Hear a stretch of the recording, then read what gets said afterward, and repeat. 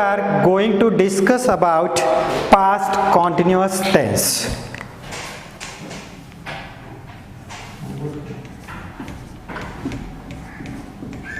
Past continuous tense. Past continuous tense, also known as two other names, म्हणजे past कॉन्टिन्युअस टेन्सलाच आणखी दुसऱ्या दोन नावांनी ओळखलं जातं. ते कोणते आहेत बा? Past progressive tense and past imperfect tense. लक्षात येते का? याला मराठीमध्ये काय म्हणतात? पास्ट कॉन्टिन्युअस टेन्स मीन्स चालू भूतकाळ, किंवा त्याला काय म्हणतो आपण? अपूर्ण भूतकाळ. तर मित्रांनो, हा काळ केव्हा वापरला जातो? This tense use to talk about. This tense केव्हा वापरला जातो? This tense used to talk about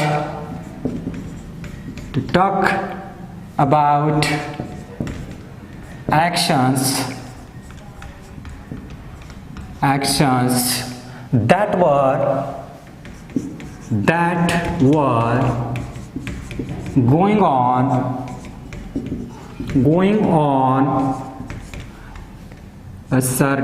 on a certain moment in the past. तर हा काळ केव्हा वापरला जातो? This tense use to talk about actions that were going on at a certain moment in the past. At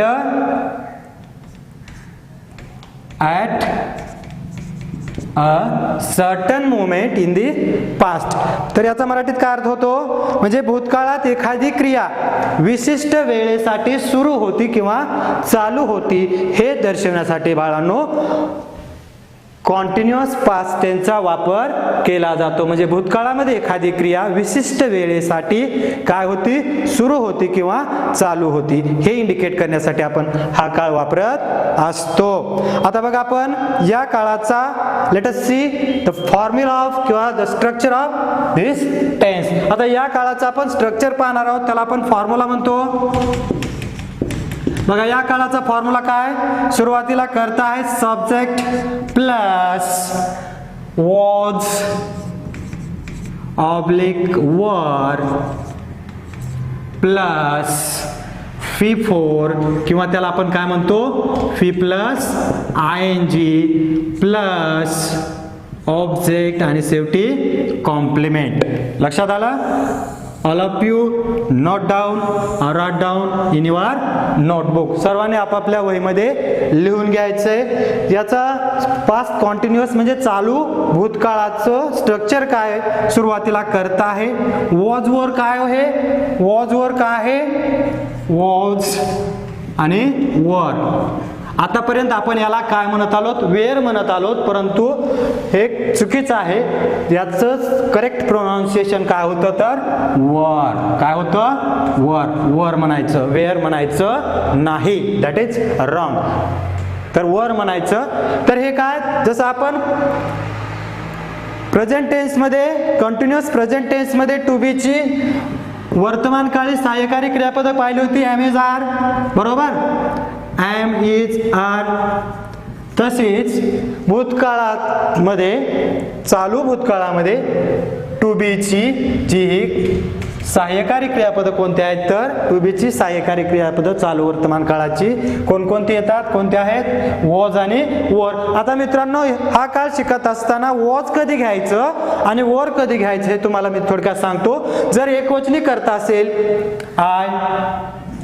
I, त्याच्यानंतर ही, शी, it हे singular आहेत.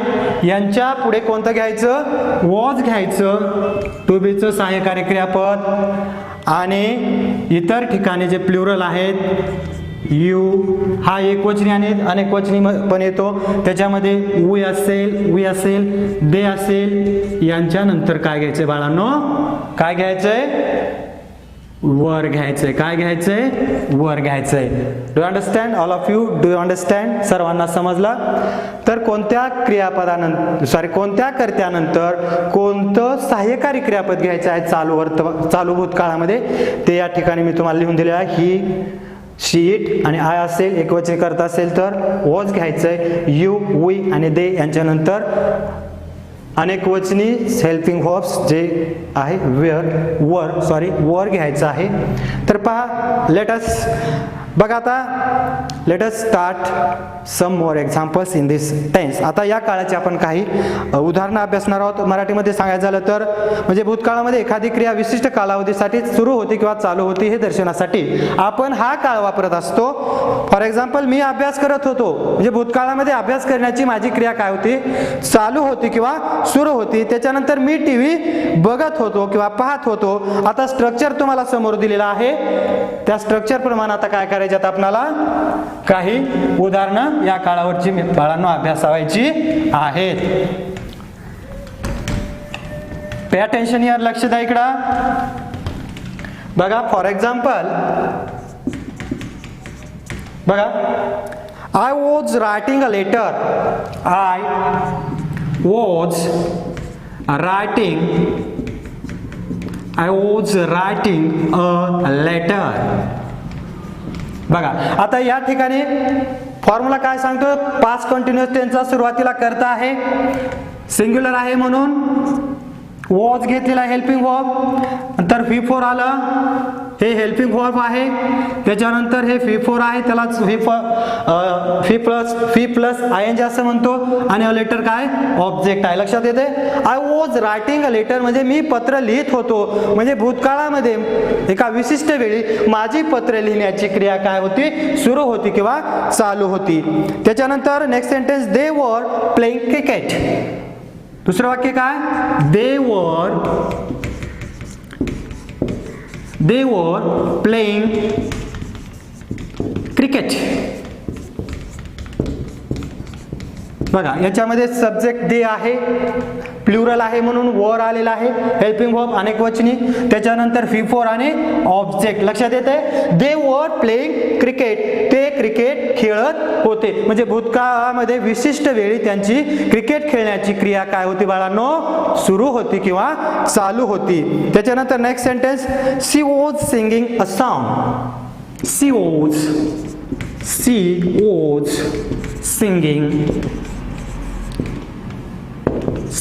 singing a song. बघा, शी वॉज सिंगिंग अ सॉन्ग. आता प्रत्येक ठिकाणी तुम्हाला करता V4 हे सांगण्याची गरज आहे का, लगेच लक्षात येईल. तुम्ही हुशार आहात सर्वजण.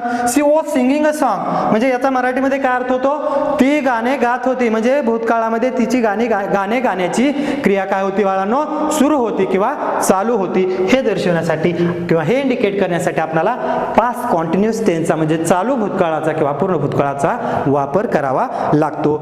नेक्स्ट सेंटेन्स बघा, दुसरं वाक्य, I was watching TV. I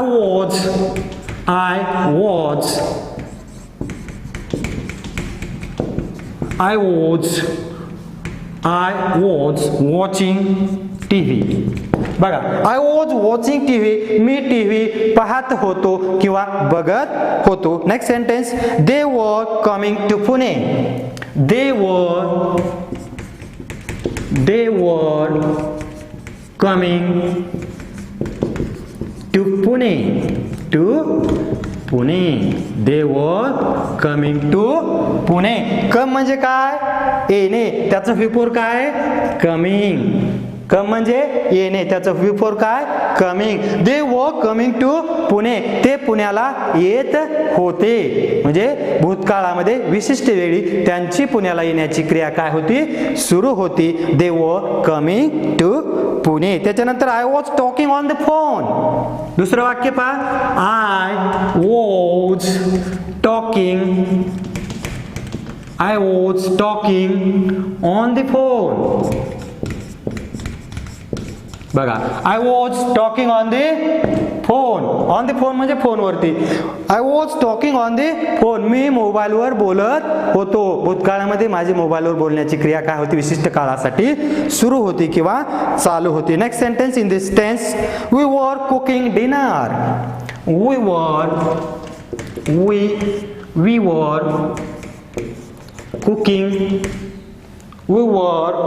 cooking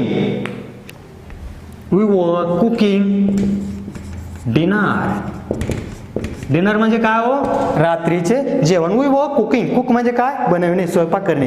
we were cooking dinner म्हणजे आम्ही रात्रीचे जेवण बनवत होतो. त्याच्यानंतर next sentence, I was sitting outside.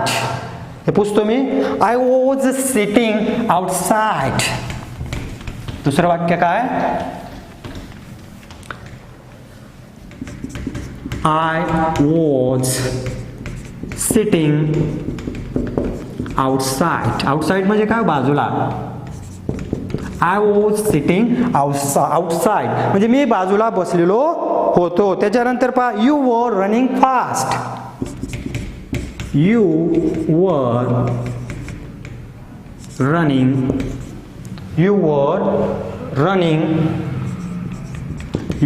running fast. Fast काय आहे, या ठिकाणी हे ॲडव्हर्ब आहे.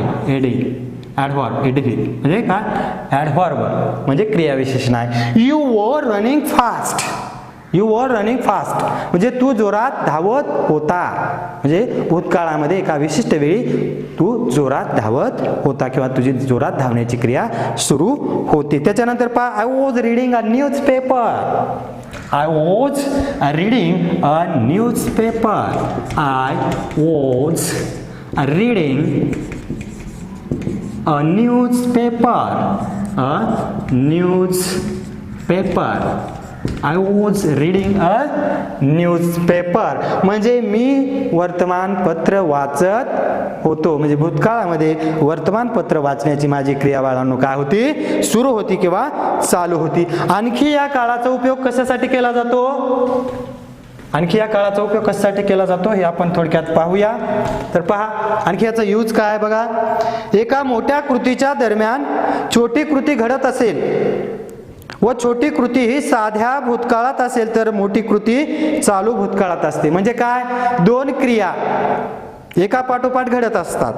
मोठ्या कृतीच्या दरम्यान म्हणजे च्या दरम्यानच घडत असतात, एका पाठोपाठ म्हणण्यापेक्षा. म्हणजे एका मोठ्या कृतीच्या दरम्यान छोटी कृती घडत असेल व छोटी कृती का असते, साध्या भूतकाळात म्हणजे सिंपल पास्ट मध्ये असते. आणि मोठी कृती ही चालू भूतकाळात असते. आता याचं फॉर एक्झाम्पल पाहूया. फेन I saw them they were walking in the garden. फेन बघा एक्झाम्पल पाहूया याचं. When I saw them, when I saw them, they were walking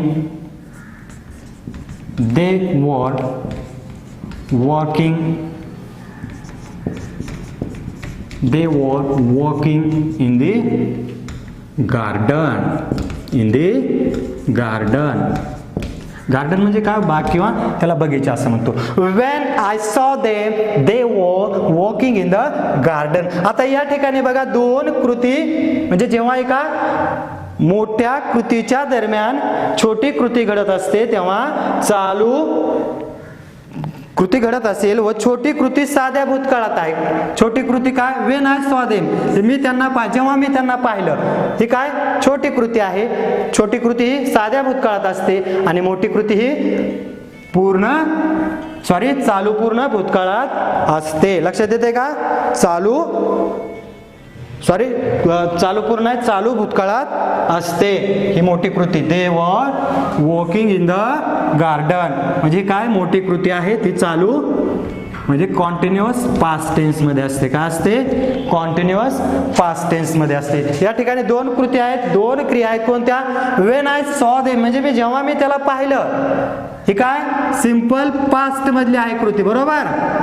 simple past साध्या भूतकाळातली आहे आणि दुसरी कृती त्याच्या दरम्यान घडत आहे ती कोणती? दे वॉकिंग इन द गार्डन, म्हणजे मी जेव्हा त्यांना पाहिलं तेव्हा ते बागेमध्ये किंवा बगीचेमध्ये काम करत होते. त्याच्यानंतर next sentence, when I went his home he was completing his homework. When I went his home. दुसरं वाक्य, when I went his home.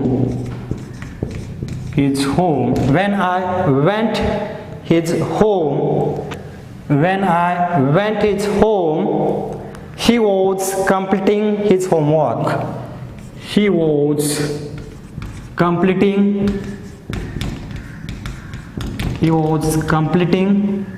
his homework. बघा, या ठिकाणी दोन कृती घडत आहेत. एक, जेव्हा छोटी कृतीच्या दरम्यान एखाद्या मोठ्या कृतीच्या दरम्यान छोटी कृती घडत असेल व छोटी कृती साध्या भूतकाळात असेल तर मोठी कृती ही चालू भूतकाळात असते. आता या ठिकाणी छोटी कृती कोणती आहे? When I went his home, ही छोटी कृती आहे साध्या भूतकाळात, आणि ही मोठी कृती त्याच दरम्यान, मोठ्या कृतीच्या दरम्यान ही छोटी कृती घडत असते. He was completing his homework, ही मोठी कृती आहे. म्हणजे याचा अर्थ काय होतो? When I went his home he was completing his homework, म्हणजे जेव्हा मी त्याच्या घरी गेलो, he was completing his homework, तेव्हा तो काय करत होता? तो त्याचा घरचा अभ्यास पूर्ण करत होता. Do you understand? All of you, do you understand? Any doubt? Have you any doubt? कुणाला काय अडचण असेल तर टेल मी, मला विचारा. बघा, आणखी याचा काय उपयोग आहे या चालू भूतकाळाचा? तर पहा, भूतकाळात समांतर चालू असलेल्या एका कृतीचा काळ चालू भूतकाळ असल्यास दुसऱ्याही कृतीचा चालू भूतकाळच असतो. म्हणजे भूतकाळामध्ये मित्रांनो दोन समांतर कृती, म्हणजेच एका सोबत एक कृती दोन चालू असतील समांतर पॅरलल, तर अशा वेळी काय होतं? पहिली कृती ज्या काळामध्ये आहे अगदी सेम दुसरी कृती त्याच काळामध्ये असते. म्हणजे पहिली कृती चालू भूतकाळामध्ये असेल तर दुसरी कृती बाळांनो चालू भूतकाळामध्ये असते. म्हणजे समांतर चालू असलेल्या भूतकाळामध्ये समांतर चालू असलेल्या एका कृतीचा काळ चालू भूतकाळ असल्यास दुसऱ्या कृतीचा काळ देखील मुलांनो काय असतो? चालू भूतकाळच असतो. यावरचं एक एक्झाम्पल पाहूया. When the bus was going on we were singing songs. बघा, when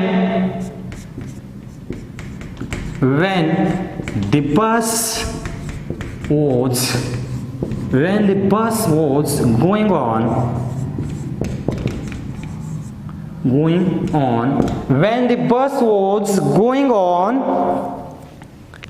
we were singing songs. बघा,